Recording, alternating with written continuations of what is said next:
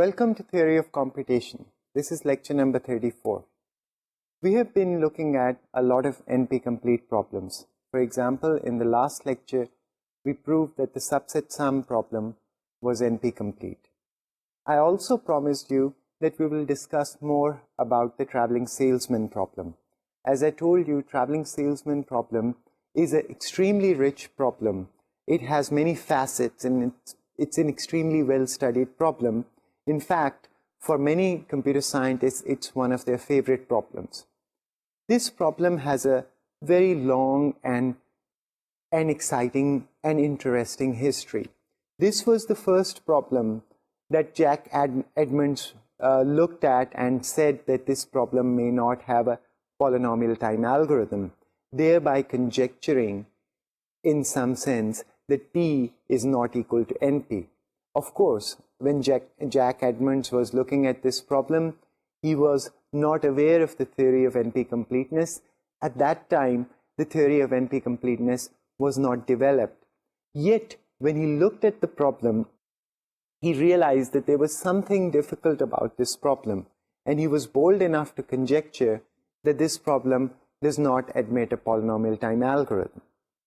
Well, let's think about the traveling salesman problem a little bit and see why it may be hard.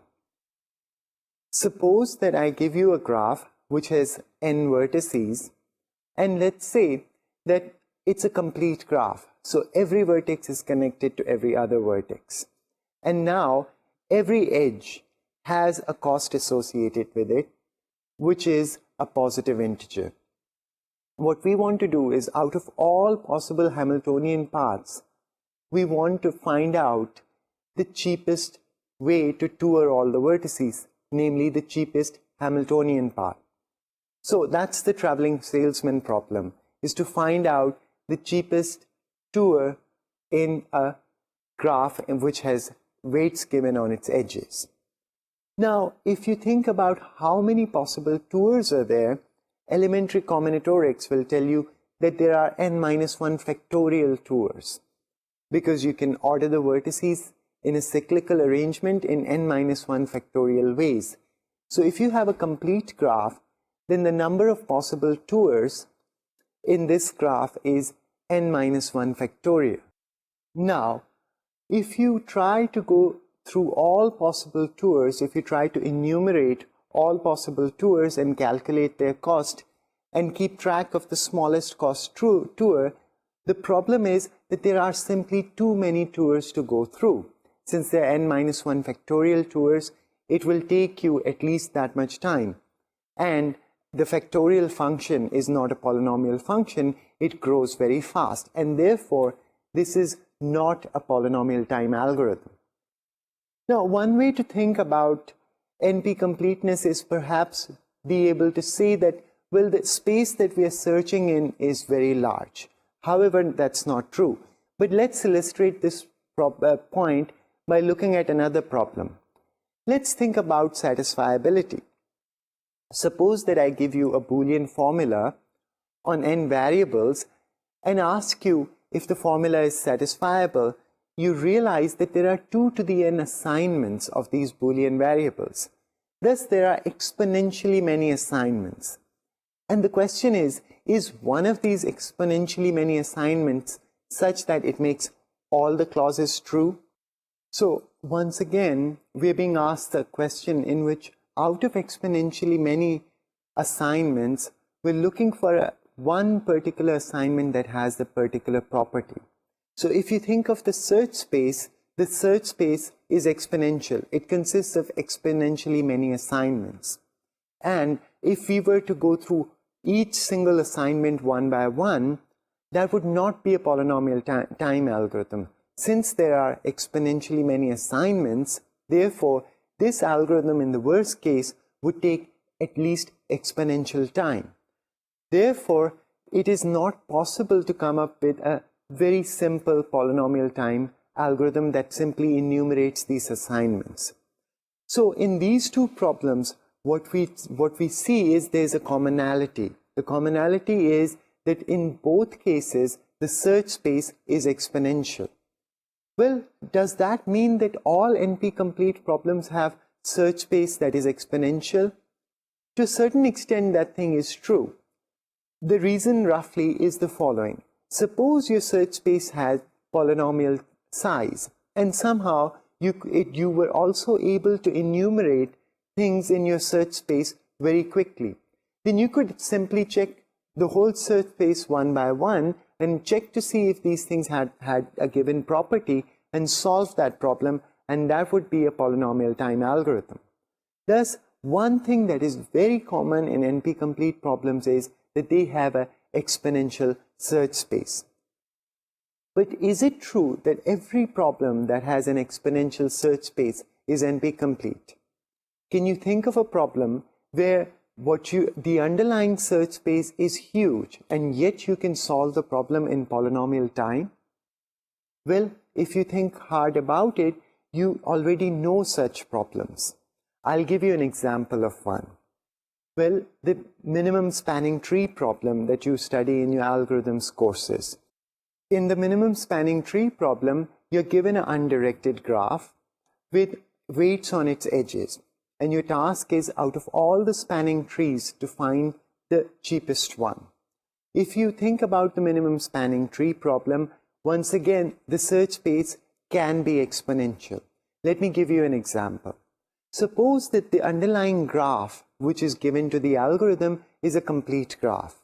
Then you can prove, using some clever combinatorics, that the number of spanning trees of a complete graph is n to the n minus 2. So there are a huge number of spanning trees that a complete graph has.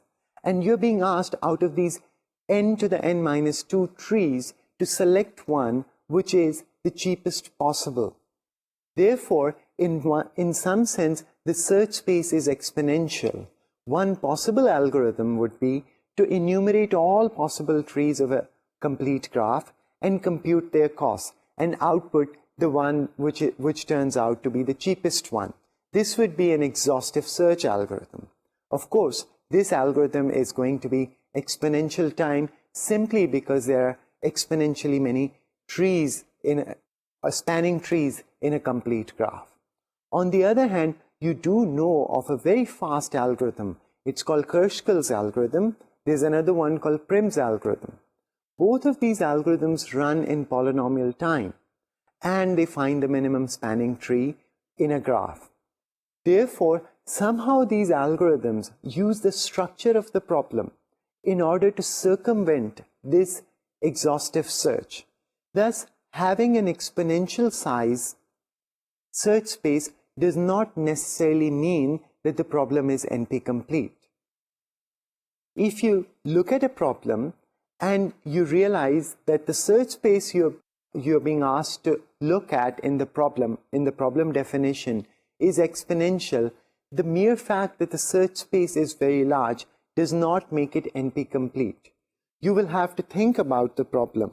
In some cases, the problem is so structured that you will be able to find a polynomial time algorithm, like in the case of the minimum spanning tree problem.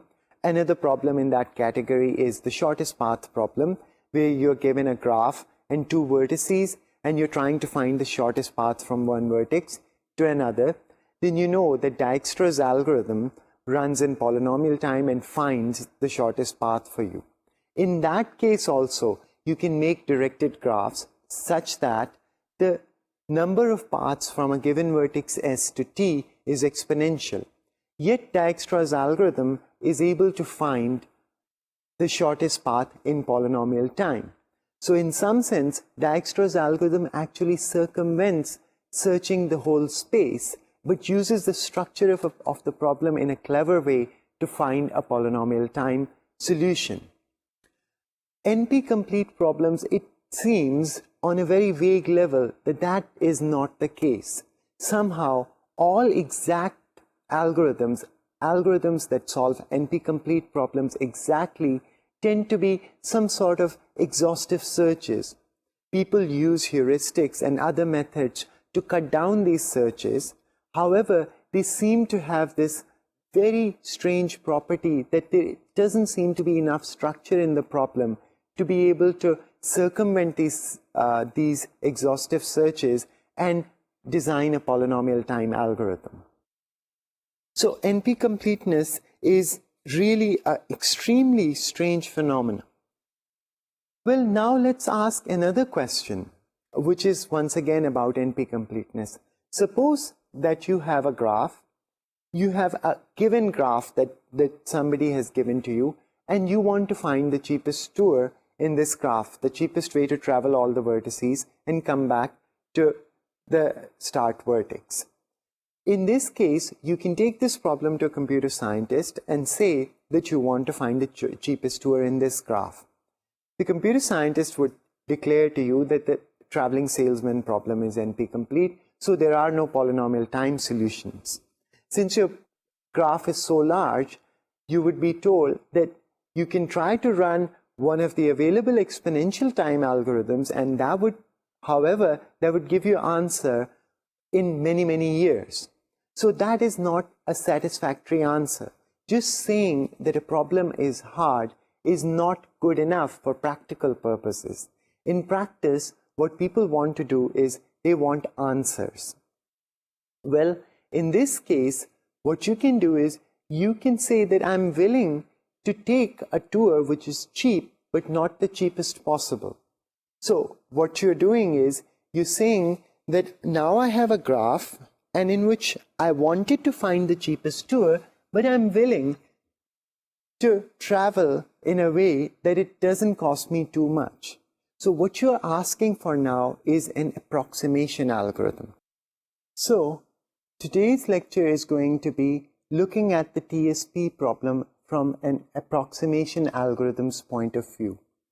What we will do today is we will define 3 different versions of the traveling salesman problem. And then we will notice that all these 3 problems are NP complete. After that, we would look at these 3 problems from a different point of view, from a more practical point of view. We'll ask ourselves, can we design approximation algorithms for these problems?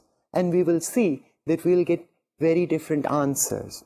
This shows us that the traveling salesman problem is an extremely interesting problem. It has many facets. After that, what we will do is we will actually look at a concrete approximation algorithm. It would be a polynomial time algorithm, and it would not find the cheapest tour for you, but it would find cheap enough tours, and we will actually analyze this algorithm and will prove that it is what is called a 2 approximation algorithm. So let us review the traveling salesman problem and look at these 3 versions. The traveling salesman problem is the following problem. A traveling salesman wants to start from his home and visit all the major cities in a district and come back to his hometown. Given that he has found out about all the fares from every city to every other city, can we find the cheapest way for him to make his tour? Of course, we model the traveling salesman problem by saying that we have a graph, and in this case we will always take an undirected graph. It's a complete graph, so every edge is present in this graph. And the other thing is, what we are looking for is the cheapest Hamiltonian cycle. So I would use the word tour and Hamiltonian cycle interchangeably, and I would use the city terminology, the tour terminology in the traveling salesman problem, and the graph theory terminology, Hamiltonian cycles and vertices, interchangeably throughout this lecture. Now, what we already know about the traveling salesman problem is that it is NP complete. But once again, if you think about the traveling salesman problem, it's not a yes-no question. Therefore, we really cannot pose it as a language. To pose it as a language, we will have to come up with a decision version of this problem. Nevertheless, what we can prove is the following theorem. What we can prove is that the traveling salesman problem, if it has a polynomial time algorithm, then P is equal to NP. Thus, being able to solve the TSP in polynomial time has the same consequences as being able to solve the Hamiltonian cycle problem in polynomial time or the satisfiability question in polynomial time. Thus, we realize that it's highly unlikely that TSP admits a polynomial time solution. To see this theorem, we can simply prove the following theorem, which says that if the TSP has a polynomial time algorithm, then Hamiltonian cycle is NP. We know that Hamiltonian cycle is NP complete, and if Hamiltonian cycle is NP, that would imply that P is equal to NP, which would give us our previous theorem. Well, to prove this theorem, we just simply give an algorithm. Let us assume that the TSP has a polynomial time algorithm A. Of course, this is hypothetical, A does not exist. We're just trying to prove the above theorem. Now consider the following algorithm for Hamiltonian cycle. This algorithm takes as input a graph which has vertex set V, and then it constructs a new graph which is going to be a complete graph Kn with all possible edges over the same vertex set V. If an edge A, B is present in the graph G, then in the new complete graph, this particular edge is given weight 1. Otherwise, it is given weight 2. So, what we do is we look at the graph that is given as an input to this algorithm, and we make a new complete graph.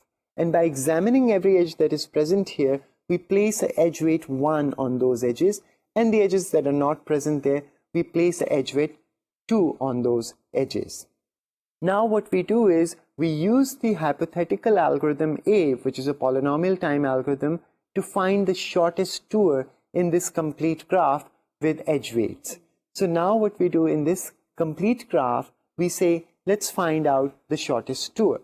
If this shortest tour has weight n, then we accept G, otherwise we reject. So this is a very simple algorithm, and of course this algorithm is polynomial time algorithm as long as A is a polynomial time algorithm. Now why is it a correct algorithm for the Hamiltonian cycle problem? Let's look at the proof. All we have to notice is that any Hamiltonian cycle in G becomes a weight n Hamiltonian cycle in Kn. So suppose that there is a Hamiltonian cycle in the original graph. Then in the new graph, all those edges will get a weight of 1. And therefore, the weight of this Hamiltonian cycle would be exactly n. On the other hand, if you take any other cyclical arrangement of vertices in Kn which does not correspond to a Hamiltonian cycle in the original graph, then there will be at least one edge which has weight 2 in it. Therefore, the total cost of such a cycle in Kn would be at least n plus 1. So if the new Kn whose edges have been weighted has a Hamiltonian cycle of weight n in it, then the original graph has a Hamiltonian cycle in it.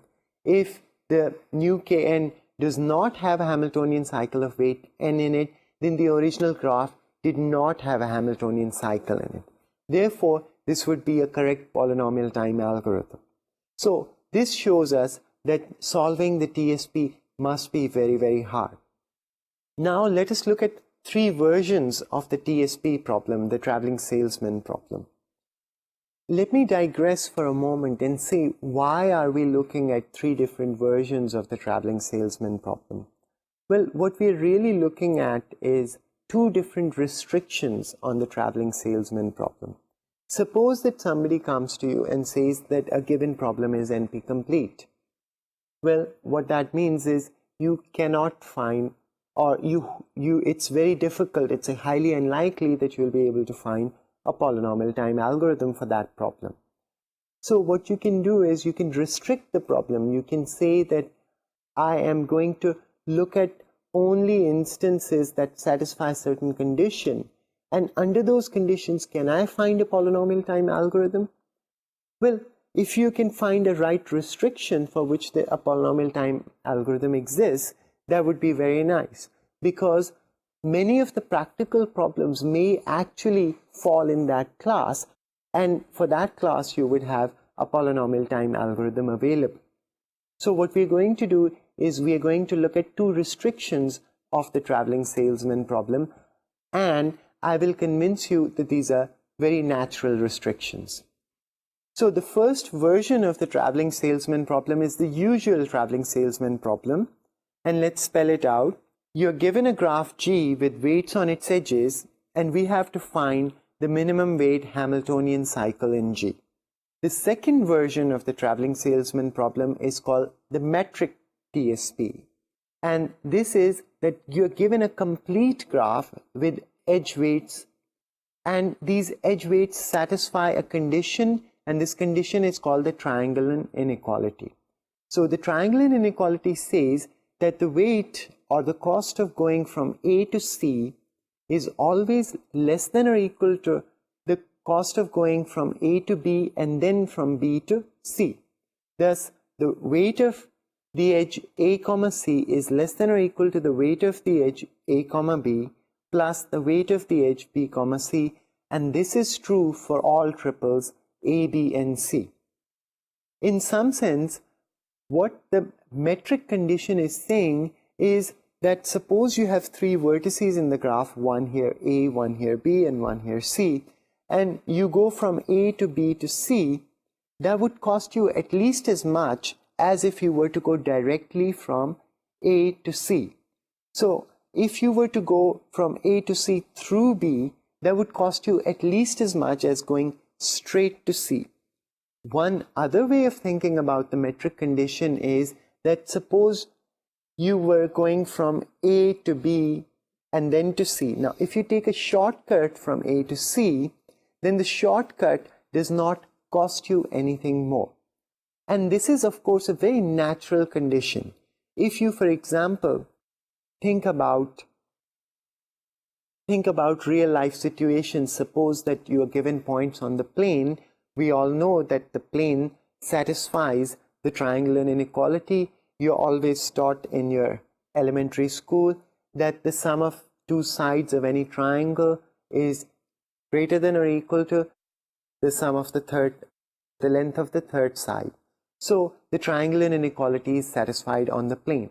Also, of course, it does make sense that in real life, say for example, when you have airlines flying, if the price of the ticket from going to A to B and then B to C was cheaper, then people will start taking longer routes rather than taking shortcuts.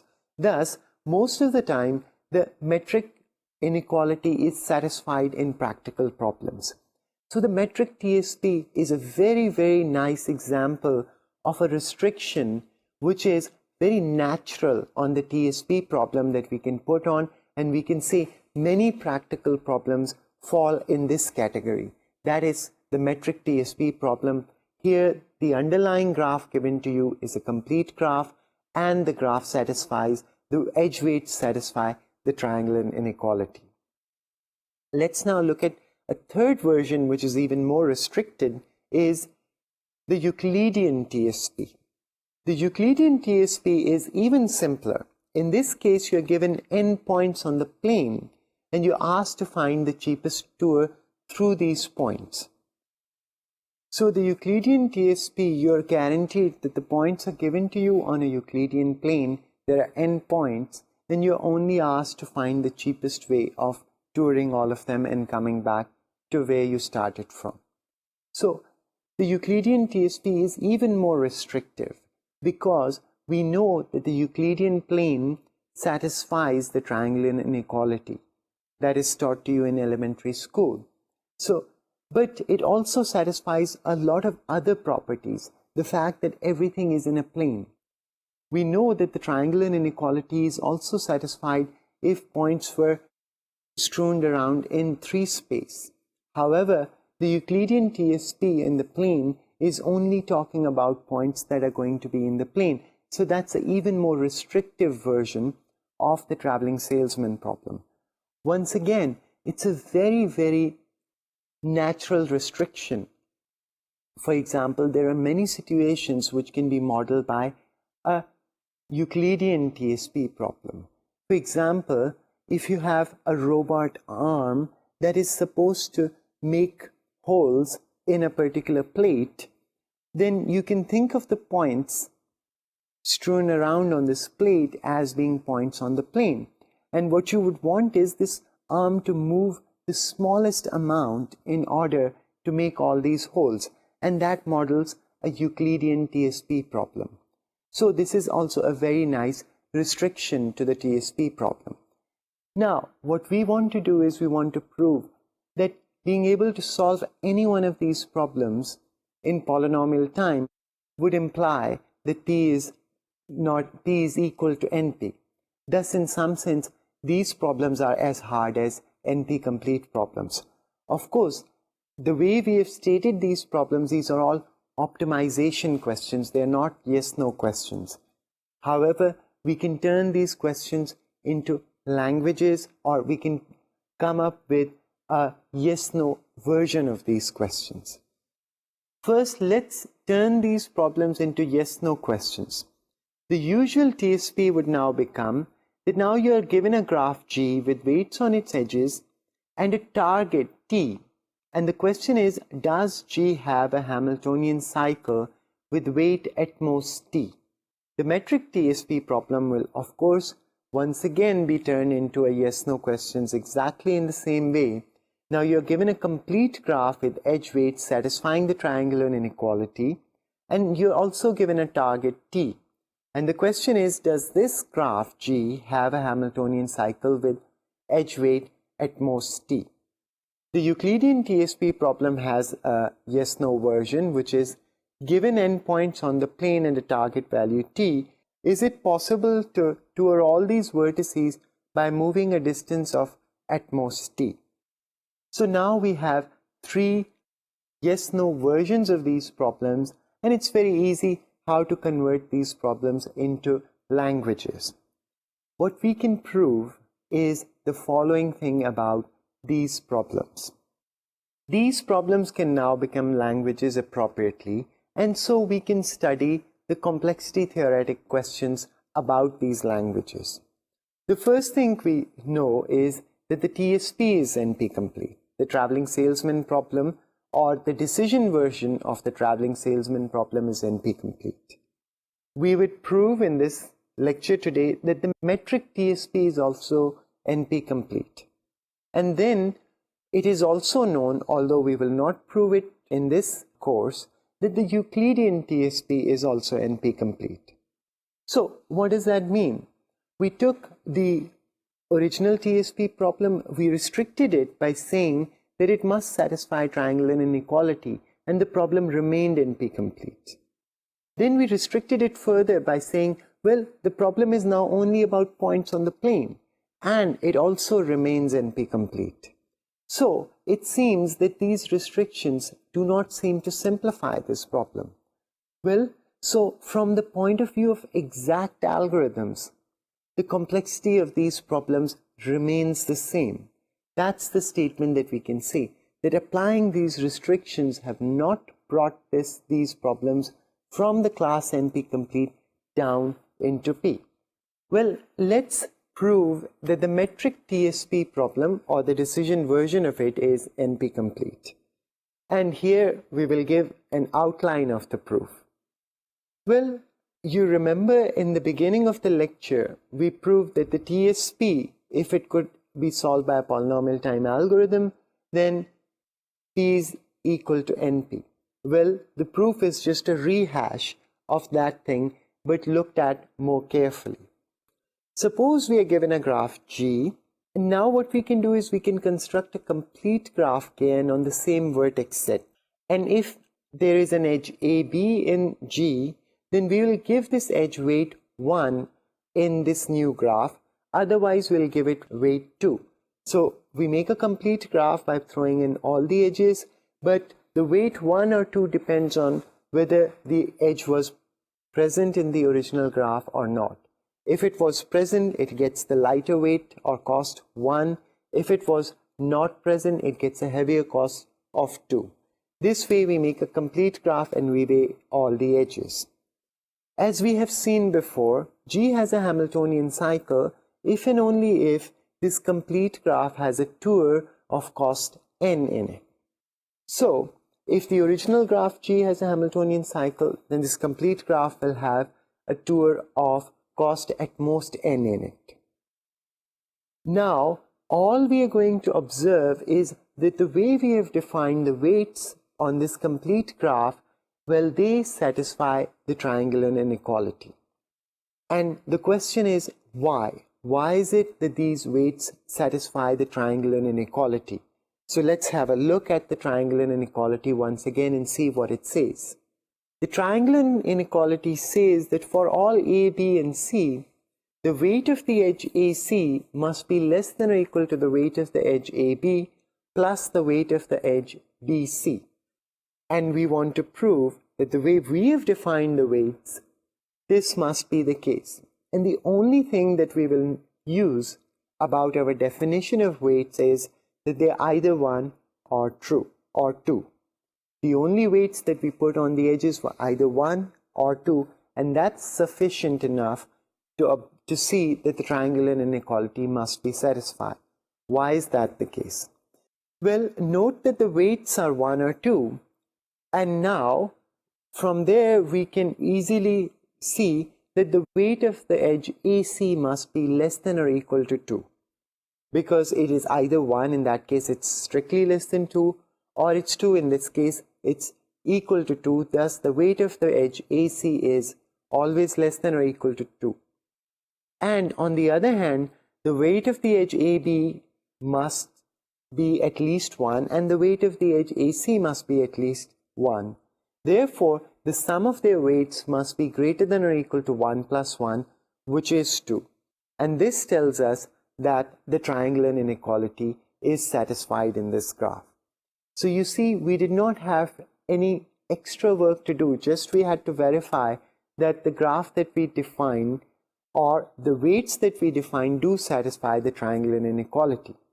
Now, this shows that the restricted version of the traveling salesman problem, the metric TSP, is also NP complete, because the version that this reducibility produces, the graph that this reducibility produces, its edge weights always satisfy the triangular inequality, and thus it produces an instance of the metric TSP problem.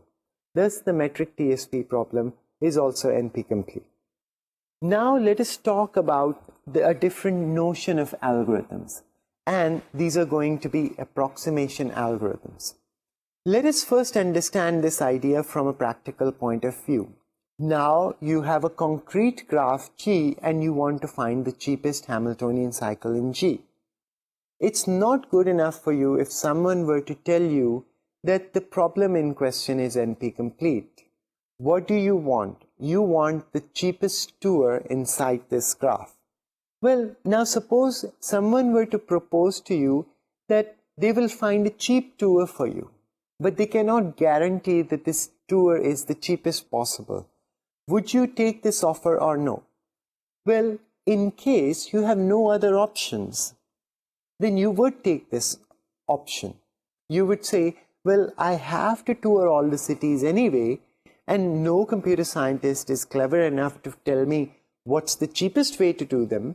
And if somebody is telling me a cheap way to do them, then rather than taking an arbitrary choice, I'm going to take this reasonably cheap choice that is being given to me. So from a practical point of view, this is a very nice solution that is presented to you. It's not a complete solution to your problem, but it's a solution that you can live with. That's the idea behind approximation algorithms. Now, there is a new question. Can we devise a fast, which means polynomial time algorithm, that does not find the cheapest tour, but finds a cheap enough tour? Well, such an algorithm, if we can find it, we will call it an approximation algorithm.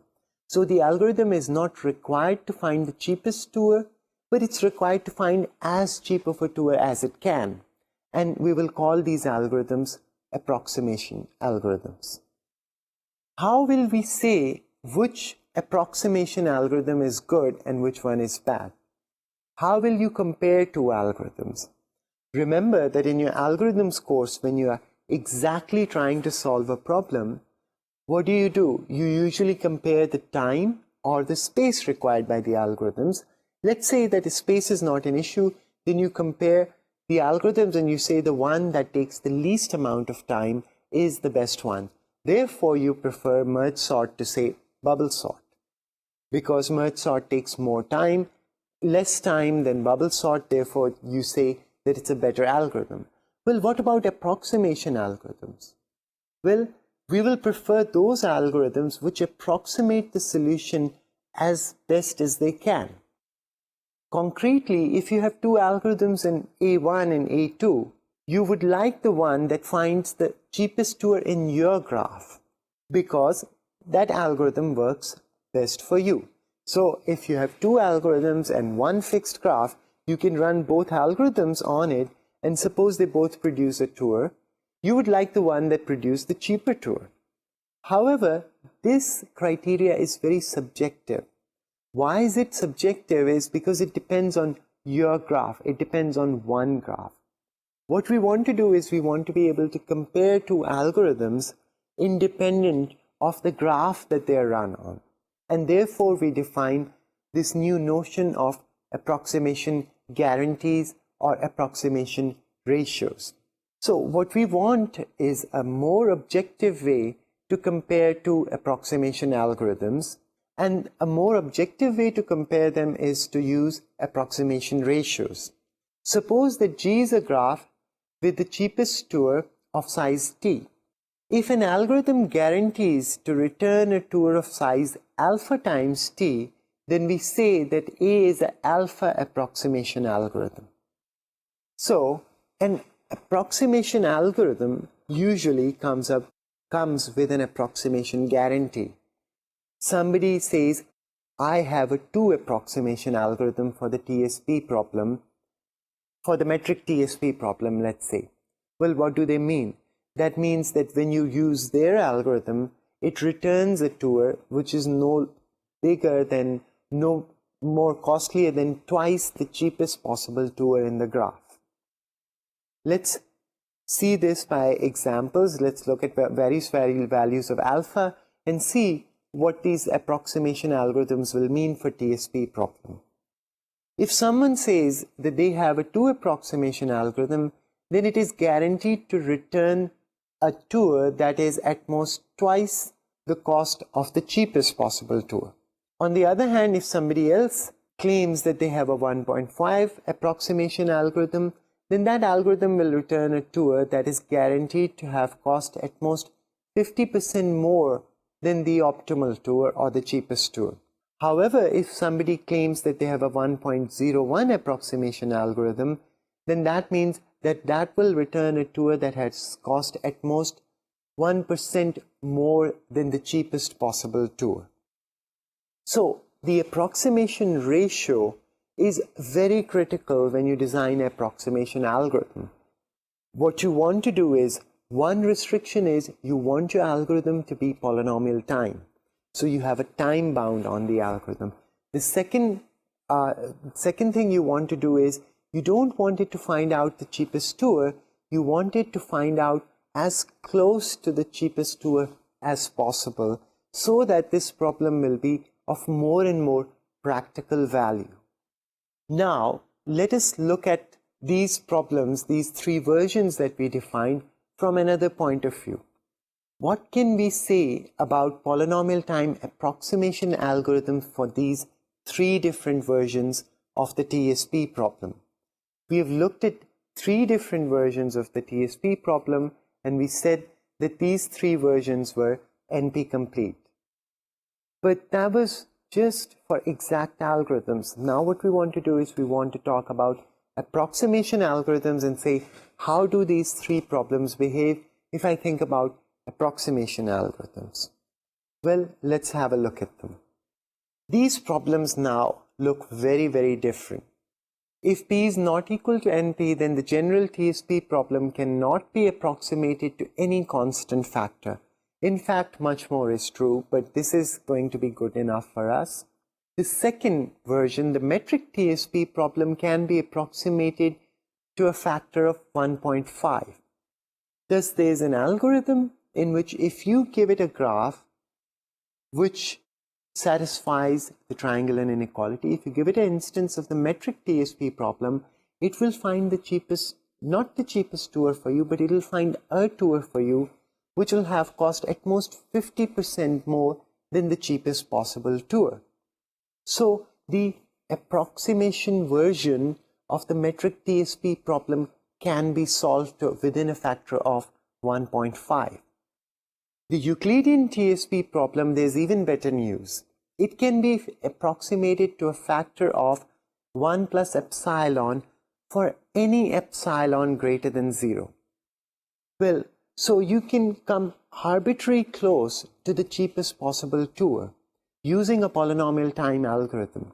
Of course, in this case, the time required by your algorithm is a function of epsilon, and it gets larger and larger as epsilon becomes smaller and smaller.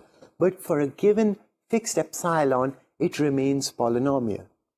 So from the point of view of approximation algorithms, applying these three restrictions does make the problem simpler. The general TSP problem cannot be approximated to any degree, any constant degree, unless p is equal to np. The metric TSP problem can be approximated to within a factor of 1.5. The Euclidean TSP problem can be approximated to any degree of accuracy, fixed accuracy that you want in polynomial time. Now suppose that someone claims that they can approximate the traveling salesman problem within a factor of alpha using an approximation algorithm. Let us call such an algorithm A. We can use A to solve the Hamiltonian cycle problem as follows. So what we are now going to use a hypothetical approximation algorithm A that solves the traveling salesman problem, not exactly, but to an accuracy of alpha that comes within a factor of alpha, but for the general version of the TSP problem. And we will use this algorithm to show that we can solve the Hamiltonian cycle problem. Exactly. So we use an approximation algorithm to show that the Hamiltonian problem will be solvable in polynomial time. Exactly. That's what we want to do in this theorem. It seems like a spectacular theorem, but the proof is not very difficult. We will use this algorithm A in a very clever way. Now, this is how we will solve the Hamiltonian cycle problem. Suppose we have a graph as an input which has vertex at V and edge at E. Once again, we'll make a complete graph on the same vertex at V and start putting weights on its edges. However, in this case, if AB is in the graph G, then we will give it weight 1. If AB is not in G, in this case, we'll give it a very, very high weight. The weight we'll give it would be 2 times n times alpha plus 1. So all the edges that happen to be there are given weight 1, which is very low, and all the edges that are not there are given extremely high weight, 2 times n times alpha. Now what we will do is we'll find A, but A does not find the cheapest tour in the graph for us, but it does find an approximately cheap tour, which is within a factor of alpha. So we will look at this tour, and if the weight of this tour is strictly less than alpha n plus 1, we will accept G, otherwise we will reject. What do we have to do? We have to prove this algorithm is a correct polynomial time algorithm for the Hamiltonian cycle problem. And notice that now we're not looking at any approximation. We are not going to say this algorithm sometimes works, sometimes doesn't. It has to always work. Well, what's the main point here? The point is that since we have given the non-edges such a high weight, the algorithm, either if it has a Hamiltonian cycle, then that Hamiltonian cycle in the complete graph has very low weight. If you don't have a Hamiltonian cycle, if you take any other tour which is not a Hamiltonian cycle in the original graph, that's going to have an extremely high weight. And therefore, the approximation algorithm, since it cannot afford to choose extremely high weight tours, will end up choosing a Hamiltonian cycle in the graph if it has one. Let's look at the formal argument. Any Hamiltonian cycle in G becomes a tour of weight n in the complete graph. That's because every edge on this Hamiltonian cycle will have weight 1, so it will have a total weight of n. On the other hand, if you take any other way of touring the vertices, there must be one edge which was missing in the original graph. Well, what would be the weight of such a cycle, such a way of touring all the vertices of the graph? Well, it will be at least n minus 1, because there will be n minus 1 edges, plus one edge which was a non-edge, and therefore it got weight 2 alpha n plus 1.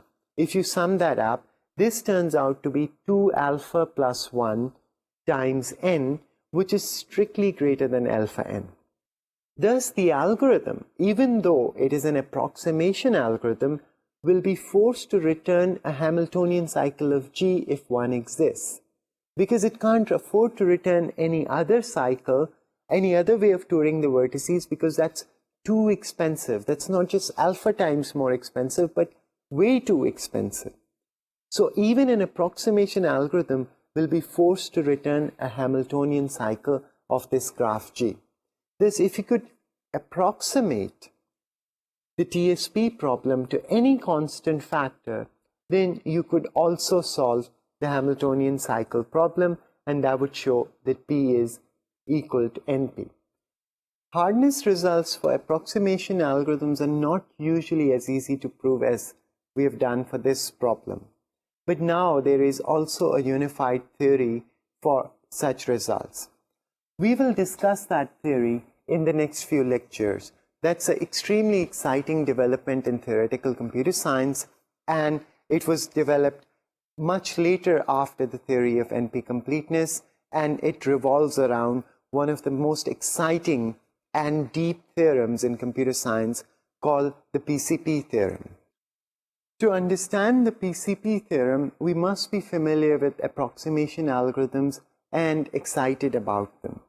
Well, what I told you a little bit before was that the metric TSP problem behaves very differently as far as approximation algorithms are concerned. I told you that there was a 1.5 approximation algorithm for the metric TSP problem.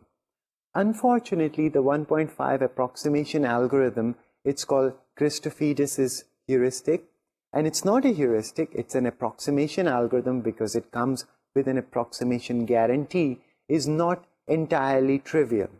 And it's better studied in a nice algorithms course because it requires some knowledge about graph theory and matching theory, and it builds on the background that is usually done in an algorithms course.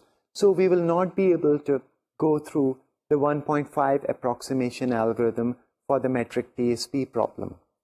The other thing that I told you was that the Euclidean TSP problem can be approximated to any degree of accuracy that you want.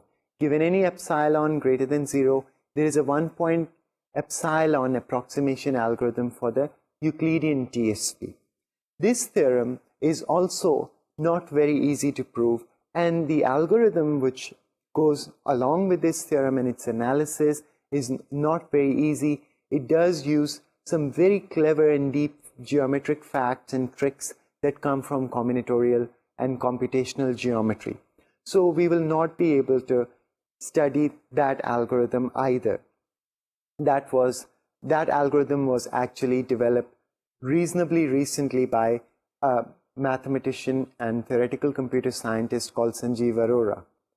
What we will do in this course and in the next lecture is prove a simpler theorem and study a very simple approximation algorithm, and what that would do is give us a flavor of what approximation algorithms are all about.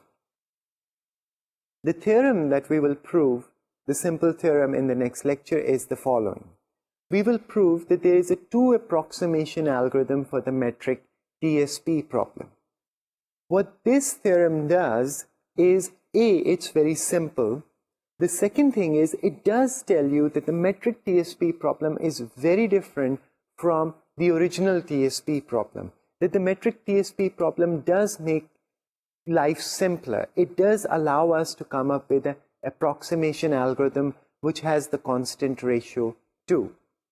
Well, we will look at this algorithm, and after that we'll move on to space complexity. I'll see you in the next lecture. Thank you and goodbye.